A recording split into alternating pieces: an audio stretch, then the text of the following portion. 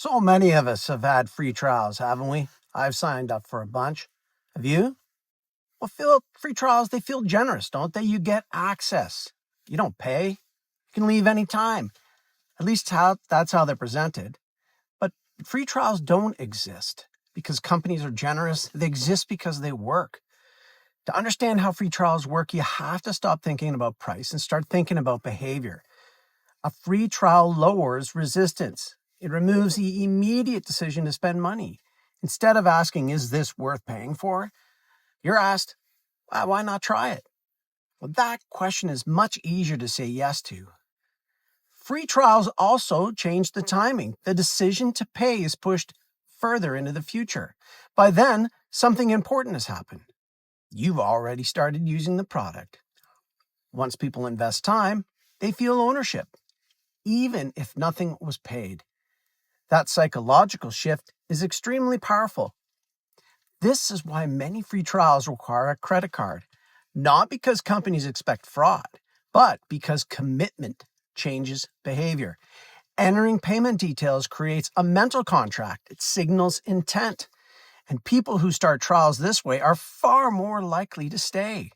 I know I have. Another thing free trials do is reduce perceived risk. You're not buying blind. You're experiencing the product inside your own routine. And that matters because value is contextual. A tool feels useful once it fits into your habits. Free trials also allow companies to demonstrate value gradually. They don't need to explain everything. They let the product explain itself. And this is why free trials often feel easy to start and harder to cancel.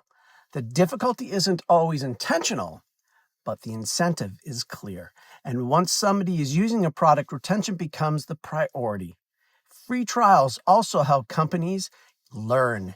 They track what gets used, what gets ignored, what people drop off. Even when someone cancels, the company gains data. The trial still had value. And this is why free trials persist even with high cancellation rates. They're not failures. They're filters. Only a small percentage needs to convert for the model to work.